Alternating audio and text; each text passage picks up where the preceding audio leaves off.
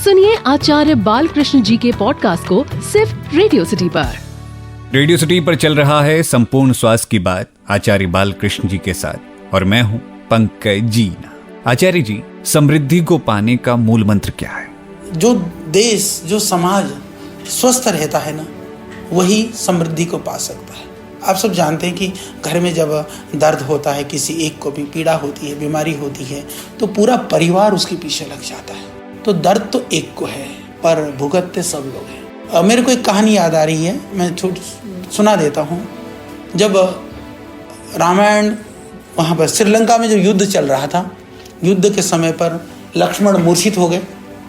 मूर्छित होने के बाद में तो सब पहुंच गए, जामवंत हनुमान जी वगैरह पहुंचे लक्ष्मण जी से पूछने के लिए कि तुमको तो बहुत दर्द हो रहा होगा ना, पीड़ा हो रही होगी। मूर्छित अवस्था में पड़े थे, घायल अवस्था में पड़े थे लक्ष्मण जी, बहुत परेशान। लक्ष्मण ने कहा वयम तु व्रणिनः, उसका पूरा श्लोक का अर्थ यही है कि चोट तो मुझे लगी है, ये सही बात है, आप पूछ रहे हो, चोट तो मेरे शरीर में है, पर पीड़ा कितनी हो रही है मुझसे निराम से जाके पूछो। तो ये बहुत बड़ी बात है। यानी हम दिल से जुड़े होते हैं ना, तो जिसको दर्द भी हो रहा होता है, जिसको अर्थराइटिस है, स्पॉन्डिलोलाइटिस है, बैकिक है, स्लिप डिस्क है, सर्वाइकल स्पॉन्डिलोलाइटिस है और शोल्डर फ्रोजन है, अब तो न जाने sciatica है।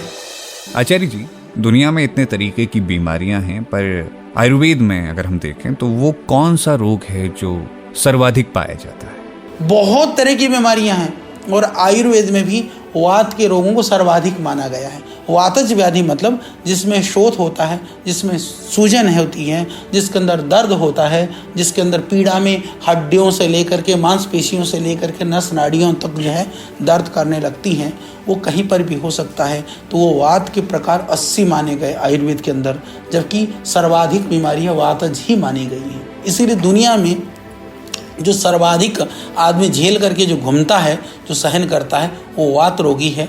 तो चाहे सहन आपको करना पड़ रहा हो, चाहे दर्द आपको हो रहा हो, सहन आपका कोई आत्मीय मित्रजन कर रहा हो, पर उसका जो प्रभाव है, दुष्प्रभाव है, पीड़ा तो सबको झेलनी पड़ रही है।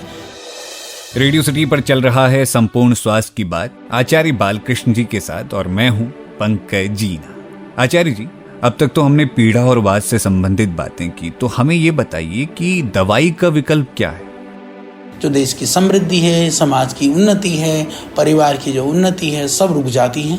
तो उसको ना रुके, इसके लिए जैसे मैंने कहा कि हम बहुत तरह की जो औषधियाँ, दर्द निवारक गोलियों के सेवन ना करें, जितना हो सके बचें। पर इसका अर्थ यह नहीं है कि दर्द को लेकर के घूमें। तो दूसरा वैकल्पिक उपाय करें, योगाभ्यास करिए, प्राणायाम करिए, आसन करिए। साथ साथ में जैसे मैंने कहा था कि पीड़ानील गोल्ड है, अश्वशिला है, योगराज गुग्गुल है, महायोगराज गुग्गुल है, त्रयोदशांग गुग्गुल है, सिंहनाथ गुग्गुल है। ये आयुर्वेद की बहुत अद्भुत औषधियाँ, वातारी चूर्ण है। साथ साथ में हमारी एक ज़बरदस्त औषधि है जो आपका जो है ऑर्थोग्रेड करके ऑर्थोग्रेड आम वातारी रस वगैरह जो आयुर्वेद के अंदर वात के लिए जो है वह वर्णन है। मेरी किताबें मूलतः हिंदी में होती हैं, फिर ट्रांसलेशन अंग्रेजी में लोग करते हैं।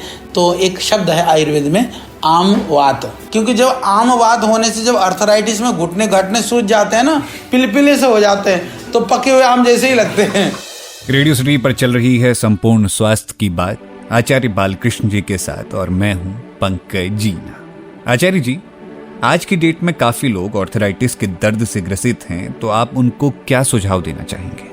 अर्थराइटिस के लिए ऑर्थोग्रेड जो है वो बहुत अद्भुत है। तो आयुर्वेद में भी, शास्त्रीय औषधि में भी बहुत सारे हैं। तो आयुर्वेद में तो अधिकांशतः औषधियाँ वो वात सामक होती हैं। उनके सेवन से पेट को ठीक रख करके आजकल हम ऑर्थोग्रेड के महाराज जी, हम लोग आज वो भी वस्ती भी देते हैं। तेल भी जैसे मैंने कहा, पीड़ांतक तेल है, पीड़ानील स्प्रे है, पीड़ानील गोल्ड है। इन सब का आप आराम से सेवन करके अश्वशिला का सेवन करिए और रोगों से बचे रह सकते हैं। तो साधारण स्थिति में स्वयं भी खा सकते हैं, ज़्यादा स्थिति है तो वैद्य को दिखाइए। अगले हफ्ते हम फिर लौटेंगे आचार्य जी से हेल्थ एंड वेलनेस को लेके कुछ सवाल और करेंगे। सुनिए आचार्य बालकृष्ण जी के पॉडकास्ट को सिर्फ रेडियो सिटी पर।